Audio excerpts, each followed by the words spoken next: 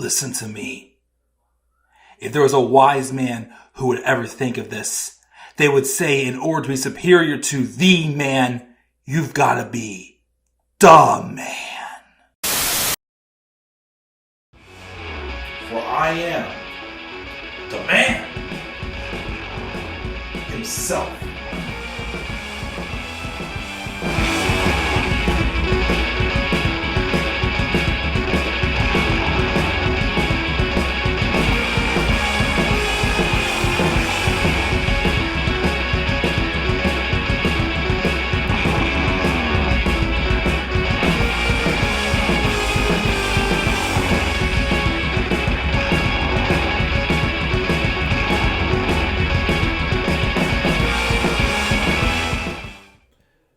What is going on? How y'all doing tonight? This is the Club of the Man 1993, and I'm catching up on some more baseball news. As again, I already recorded and posted my Texas Rangers win the World Series. Again, it's over a month late, but again, it's never too late to try to catch up. So in this video, we're going to cover some player retirements. And I say player retirements because we have some managerial news. We did have a big manager, a longtime manager who announced his retirement. But I saved that for my video when I talk about the managerial topics to talk about. But this one, we have 7 retirements that I'm going to talk about. I feel like 3 of these should have had its own separate thing, but I didn't do it that way. But I will, of course, address those 3 first. And then there's 7 others that I do want to just briefly touch base on. But we're going to roll in and talk about the recent retirements. Starting off with the biggest name that retired from Major League Baseball is Miguel Cabrera. End of an era for me, kind of, because he's probably one of the last players from when I first started watching baseball that retired. Basically saw him from start to finish. With the Florida Marlins. He won the World Series his rookie year in 2003 with the Marlins. He went to the Championship Series, the World Series again twice with the Tigers, but they didn't win the World Series. They lost to the Giants and the Cardinals in 2000. No, wait, he wasn't with them in 2006. Never mind. Well, I feel like it was twice he went there with the Tigers. I mean, I know he at least got there with the Giants. Was there someone else he got there with that I'm not thinking of? I don't know. Anyways, though, he did in fact retire, and actually following the 2023 season, he is going to be still staying with the Tigers as a special assistant. It says, of course, that he will, let's see if I can get in the front office, a special assistant to the president of baseball operations, Scott Harris. Nice. Cabrera, though, ended his Hall of Fame career. He's a sure ballot Hall of Famer. First time ballot, most likely, I feel like. He ended with a career batting average of .306, had 511 home runs. He tied, I think that's tied with, Ernie Banks and Eddie Matthews. I know, within there, I think there's Eddie Matthews, Mel Ott, and Ernie Banks is the 5'11", 5'12" mark for home runs. But somewhere around there, he had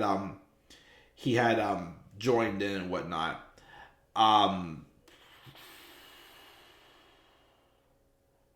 But yeah, just briefly touch on his career. He debuted with the Marlins in 2003. His first major league hit was actually a walk-off home run. It was not his first at bat, but it was his first ever hit. Was a walk-off homer, which was awesome, of course, to see. He earned All-Star nods in 4 of his 5 seasons with the Marlins. He was traded to the Tigers in 2008, along with Dontrelle Willis, with that big fire sale trade that happened. Again, it worked out great for Cabrera. Spent the rest of his career with the Tigers. Unfortunately for D-Train, as you remember, he went downhill at that, unfortunately. But anyways, still talking about Miggy. And again, he then paced the American League in batting average and on-base percentage 4 times between 2010 and 2015. He went on a run of 6 seasons that he hit .333 and won 2 MVP awards, a Triple Crown, 6 All-Star appearances, and 4 Silver Sluggers. Of course, he ended his career also with the stats I gave before, with 306 batting average, over 3,000 hits, over 600 doubles, over 500 home runs. And he also was a 12-time All-Star, 2-time MVP, World Series champion, 4 batting titles, and again, the World Series ring with them from the Marlins. Let me see here. He's 17th on the all-time hits leaderboard, tied for 25th all-time with home runs with Mel Ott. Just Mel Ott. I'm sorry. And he also is tied with Hank Aaron on the all-time doubles leaderboard for doubles for his career as well. Well, he's tied. He has the exact number with him. I remember there was like an elite company he was part of when they were going to hit 500 home runs, because based on his batting average, and I can't remember what it was, but he was only like one of 3 or 4 players of all time to be in that category. But I can't remember what it was. I definitely probably talked about either my 500 home run video for him or his 3,000 hit video that I had for him as well. But yeah, like I said at the beginning of this excerpt, this is definitely kind of like an end of an era for me, because it feels like pretty much everyone I started with when I first started watching baseball back in like 2003, 2004, around that time, I feel like Miguel Cabrera is like the last of that group pretty much. I mean, last year I saw Albert Pujols, the last player from Backyard Baseball 2003, to retire. I thought someone said Miggy was the last from the MVP baseball franchise as well. I'm not 100% sure on that one. But yeah, like, I'm getting old. but definitely Miguel Cabrera is a first ballot Hall of Famer. Again, I definitely someone I have high respect for. One of the best for sure to play the game. And wish him the best. Hopefully he enjoys his next chapter in life as the special assistant to Scott Harris for the Detroit Tigers. And congratulations again on just an excellent Hall of Fame worthy career for sure. He, in fact, is a legend. Someone not quite as legendary, though, as Miguel Cabrera, but kind of deserves a little bit like a higher on this list for sure, is longtime Cardinal Adam Wainwright. And of course, this also ends kind of an era for Cardinals fans, as Waino was the last. I think Wainwright's the last of the 2006 World Series Cardinals, at least, to play. But yeah, it's kind of given an era for the Cardinals as well, as they're in like a whole new chapter now for sure, as they're still kind of starting in the rebuilding stages again, despite the fact they still have Paul Goldschmidt and Nolan Arenado on their team. But they had a last place finish this year. But Wainwright's didn't quite end as smoothly, though, because he apparently was dealing with his back and shoulder towards the end of the season. And it was actually announced, I think, just a couple days before the end of the season that he was not going to throw another pitch for the rest of the season. The decision made by manager Oliver Marmol, which is a shame, of course, that, his career had to end. Probably would have maybe pitched one more game, who knows. But of course, he had, could have had one more start at Busch Stadium, but again, it was just too much. And it ended an 18-year career. He tossed a gem in his last outing, tossing 7 scoreless against the Brewers, earned his 200th career victory in his last start. That's awesome, of course, for him to do that. A great way to end his career. Wainwright was 42 years old, every ounce of what was left in that arm that evening, and it was far and away his best performance of the year. And he had not thrown 7 innings in a start or made a scoreless appearance since August of 2022.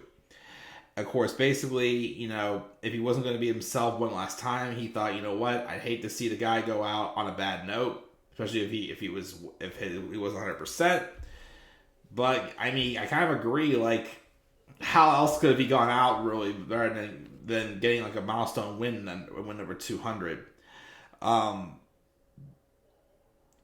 But he also apparently was going to be available for a possible pinch hit at bat to get like one last curtain call, which I don't believe he got. But whenever pitchers were allowed to hit, Wainwright was a hitter. He was a career 194 hitter, and he did have a couple of homers lifetime in his career. He's also a big man too at 6'7". Let me see here. What we got here? Let's see what else he did. But yes, he played for the Cardinals his entire 18-year career. I know he had one, maybe 2 seasons he missed a whole year because of Tommy John. I can't remember how many of them it was. But he pitched 478 career games. Again, all with the Cardinals. Had a 3.53 ERA. He earned Cy Young votes in 5 separate seasons. 3-time All-Star, 2-time Gold Glove winner, and of course a World Series champion. He spent all his career with the Cardinals, which again, it is a rare occasion for sure. And he ranks 2nd all among Cardinals pitchers in strikeouts and 3rd in wins as well. I believe he was also the one who... No, wait! Oh, no, I was talking about... Well, I was talking about Miguel Cabrera not being with the Marlins in 2000... I'm sorry, with the Tigers in 2006. But yeah, the 2006 World Series, which was won by the Cardinals. I think Wainwright actually got the final out of that World Series. And I know last year, I think him and Yadier Molina set the record, I think, for the most games as, like, battery mates as well. Which is, of course, pretty cool as well, as Yadier Molina will probably... I think Yadi will get into the Hall of Fame because of his numbers as a catcher in his defense. Wainwright, I don't know. He could. I think just the fact that he spent his whole career with one team could possibly help him get a spot in the Hall of Fame. Definitely not a first ballot Hall of Famer. But it is possible, I think. But I don't know. Like, there's been some guys like Paul Konerko or Mark Teixeira or a few others that didn't even get past the first round. I don't know if Adam Wainwright will quite do the same. I still feel like, although he's had some moments, I feel like it still gets overshadowed. He still doesn't quite have the Hall of Fame resume. But if he gets it, I'm not going to complain. Because he definitely deserves. But yeah, congratulations as well to Adam Wainwright. Again, one of the very few players these days who spent his entire career with one team. And I hope he enjoys his retirement. And another one, which is kind of a bummer, but this is the last of the 3 big names in this video I want to talk about, is Nelson Cruz. Unfortunately, Nelly Cruz will not get the 500 career home runs. So he's got to hope that Mike Trout stays healthy and Giancarlo Stanton stay healthy, because they're the next 2 that probably have the best shot at getting 500 home runs. Maybe Bryce Harper if he stays healthy. If not, it may be a while until we see a 500 home run hitter again. Maybe. But Nelson Cruz, unfortunately, will not reach 500 home runs. As on November 2nd, he announced that he plans to retire after playing in the Dominican Winter League this winter. Cruz was now 43 years old. He played strong. He was very strong, I'd say, until the second half of 2021 when he got traded to the Tampa Bay Rays. Then he kind of fell off. And I thought maybe this season he would bounce back a little bit, because apparently he had some type of like an eye problem, which people say is why he was seeing the ball well and hitting well when he was at the Nationals in 2022. But it was really much better. But Cruz could have maybe gotten to 500 home runs if it wasn't for a couple of occasions. He didn't really establish himself, though, as a big league player until 2009. When he was 28 and then turned 29 later in the season. But before that, he really wasn't getting much playing time. I think he spent part of his first year in the big leagues with the Brewers. I think he was part of wasn't he part of like the Carlos Lee and Kevin Mensch trade, I think it was, as far as I remember.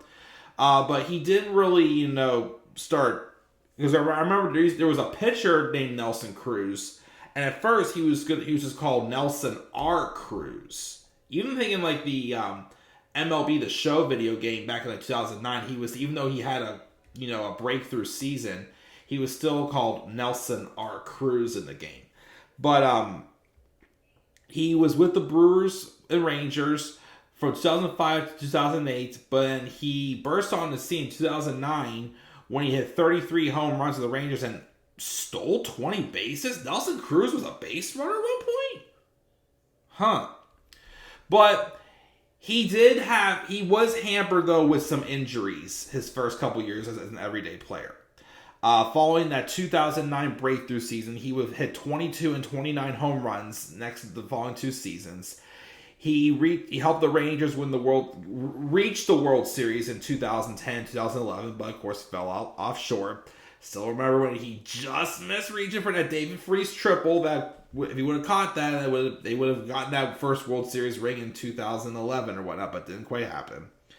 Unfortunately, though, he was one of the sluggers who got suspended for 50 games in August of 2013 for the biogenesis performance-enhancing drug scandal that he was a part of, which did limit his season, unfortunately. He stayed clean after that, though. He hit free agency after that, and although he turned down the Rangers' qualifying offer, his recent suspension did kind of leave him on the open market for quite a while. But he eventually, in late February, signed a one-year deal with the Baltimore Orioles and had his first 40 home runs. He hitting 40 home runs, which led the league. And he helped the Orioles reach the ALCS. And then he turned down another qualifying offer. And he would then go to the Seattle Mariners on a 4-year deal. And he was a pretty consistent power threat. That's when he was with Seattle is when he earned the nickname Boomstick. And he hit 163 home runs in that 4-year span. He also continued to do well with the Twins with 41 home runs in 2019, which I think also he had 41 home runs, but I think he only played like 110 games there or something. He didn't play a full year that year. He missed like a good 40 games that year too, but still got 41 homers. And then in the shortened 2020 season, he still hit 16. So he was still going well in the first half of 2021, but then again, he slumped when he was traded to the Rays at the trade deadline. And then he was with the Nationals and Padres, primarily as DH duties, and only to become, just not working out. And the Padres released him in July. He would finish playing 2,055 career games, hitting 464 home runs, and also hit 274. He was a 7-time All-Star, 4 Silver Sluggers, a Roberto Clemente Award, and various other honors as well. He also was a representative for the Dominican Republic in the World Baseball Classic several times, including when they won the tournament in 2013. Again, it's a bummer for sure that he didn't reach 500. Still feel like he may have been just a tad bit overrated. Yes, he was a power threat. He hit a lot of homers. I still don't say he would stand out to me as one of the greatest of all time. But this past generation, of course, yes, I would definitely give him that rub. But yeah, I was hoping he would have still been able to hold on in his early 40s. But unfortunately, the past 2 years, 2.5 years, he was just on the decline. And unfortunately, he's just going to come up short by 36 home runs, I think it is. Yeah, 36 home runs short of getting to 500. Again, I do think had it not been for some injuries he had when he finally broke through with the Rangers, and of course even that shortened suspended season he had when he got suspended for 50 games, he probably would have gotten to 500. But wasn't meant to be. But Nelson Cruz, Nelly Cruz, boomstick baby, I wish you the best in your retirement, and congratulations on another great career as well. The next one we're going to talk about, again, we have the 3 biggest ones for sure. We also want to mention that Sean Doolittle, left-hander, announced his retirement after 17 years in professional baseball. He spent this past season in the Nationals organization hoping for a comeback bid to the majors, but he underwent a UCL surgery last summer. And the recovery from that procedure, subsequent knee injury, limited him to just 10 2/3 minor league innings this season. and he has not been on the mound since late June. He was put on the injured list. I think he played in the actual major leagues for 11 years. He was drafted by the Athletics, originally apparently as a first baseman out of the University of Virginia. He suffered some injuries, but then, of course, he was asked about giving pitching a try, apparently. He gave it a try, and he eventually became a solid left-handed reliever, debuting with the Athletics, and I think he even briefly had time as a closer, I think, as well. He had a couple All-Star appearances, and he also, of course, was a closer when he went to the Nationals and had a couple good campaigns there. And then eventually, though, some injuries caught up to him, as a lot of them do, for the final few seasons. But he of course, was a two-time All-Star and a World Series champion. In 11 big league seasons, he pitched 450 and 2/3 innings of a 3.20 ERA. And also, he had a solid 22 1/3 innings, the 242 mark in the postseason, logging 112 saves, which includes which added 3 more for the postseason, and 82 holds. So he was definitely a very solid left-handed late inning relief guy for sure. And again, just a brief career, 11 seasons, but again, he did his job very well, and I wish Doolittle as well a great retirement as well. Also, a guy who kind of was a little more of a journeyman, Tyler Clippard, also announced his retirement back on September 29th, actually. A 16-year big league veteran, played for the Nationals during the 2022 season, and made 4 appearances at the big league level, but he primarily pitched for the AAA level. It began when he was selected in the 9th round of the 2003 draft by the Yankees, and he made his big league debut at the age of 22 as a starter. Of course, he was posting high ERAs in like the 6s, and he was traded to the Nationals, and then he still was not working out as a starter, so he moved to the bullpen ahead of the 2009 season, and he basically became kind of like an underrated reliever. I feel like he was reliable, but he didn't stand out. He was like a not so expensive quality reliever. In 2009, he posted a 2.69 ERA, and then he would continue to dominate the bullpen with the Nationals for the next 5 years, posting a 2.63 ERA, had a good strikeout rate. He racked up 34 saves, primarily coming from the 2012 season when he acted as the club's closer, and he also he had multiple All-Star appearances as well during that stretch. Again, he had those All-Star seasons. Of course, as well, he, between 2015 and 2017, he was kind of a journeyman as he stood up for 6 different teams. He went to the Nationals, to the Athletics, to the Mets, the Diamondbacks, the Yankees, White Sox, Astros, and yeah, he bounced around quite a bit during that time. And then, of course, I think he also went to Toronto, Cleveland, Minnesota, and Arizona. Still putting up some quality numbers, and he closed out his career where he broke through with as the Nationals. Overall, in 807 games, Clippard had a 3.16 ERA, 2-time All-Star, 212 games pitched, 74 saves, struck out 956 batters, and 872 1/3 innings of work as well. So again, underrated, not super well known, but anytime I saw him pitch, he was always throwing some quality outings. So congratulations also to Tyler Clippard as well for a successful career as well. Sticking with the relievers for the last 2, but the next one is also a former closer as well, and a 2-time All-Star, Zack Britton, who is retiring after a 12-year career. And He spent it with the Orioles and the last portion of it with the Yankees as well. He was only 35 years old.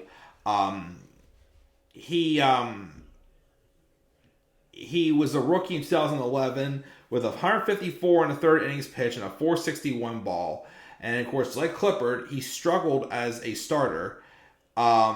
He was then moved to the Orioles bullpen.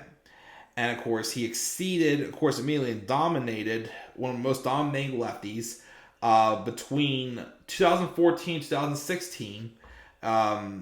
He logged 209 innings with a 1.38 ERA, fanned 27.1% of his opponents, and a 6.9% walk rate.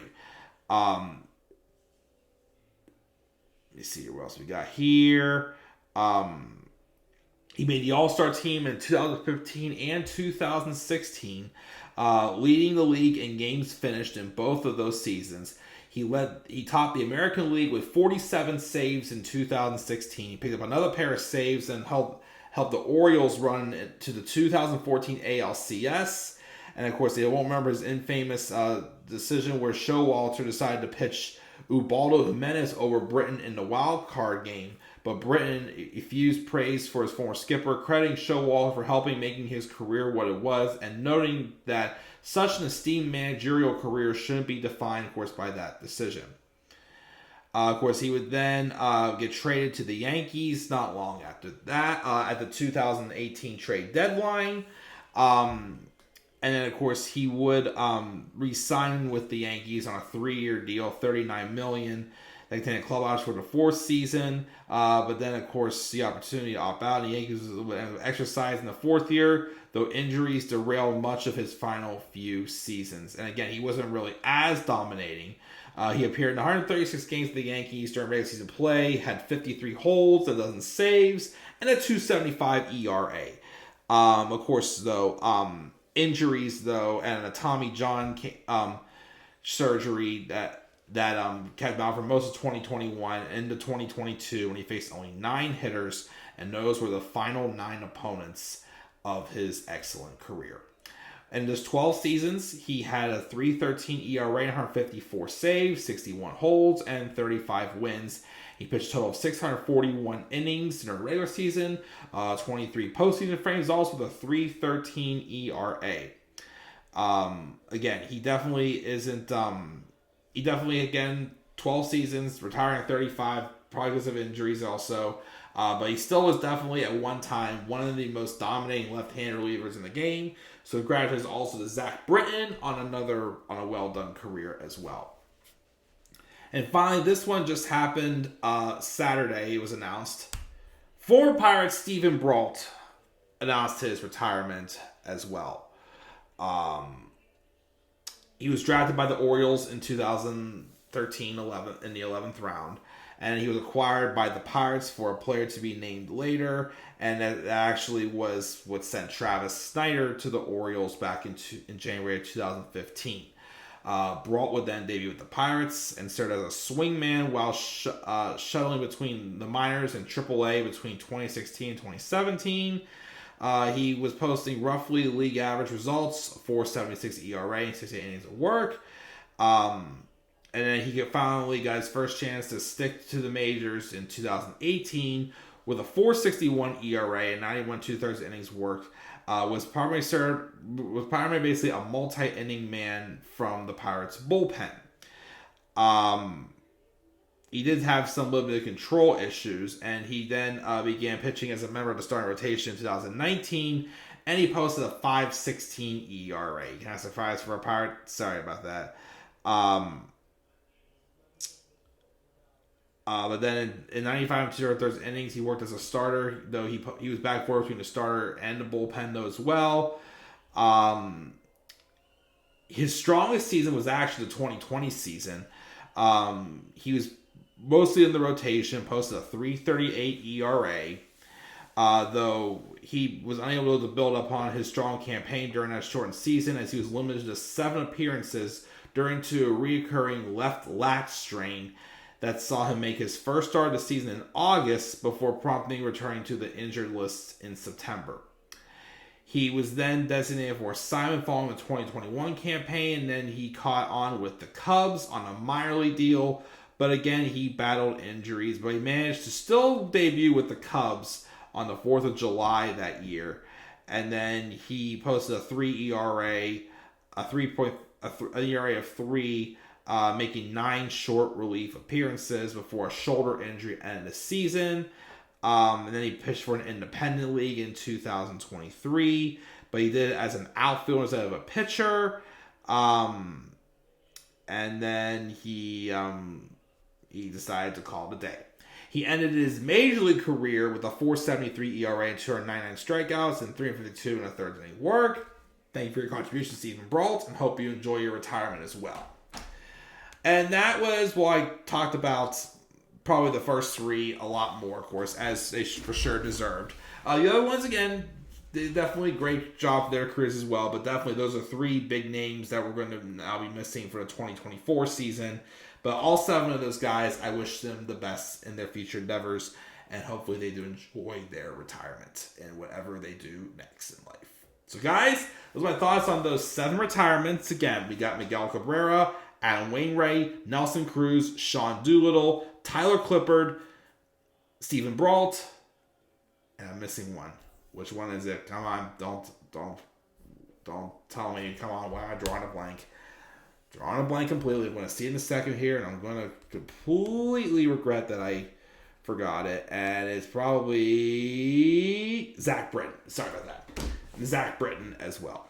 So guys, what are your thoughts on these retirements, these careers? Any additional thoughts you might have to say? Make sure to leave your thoughts down in the comments section below.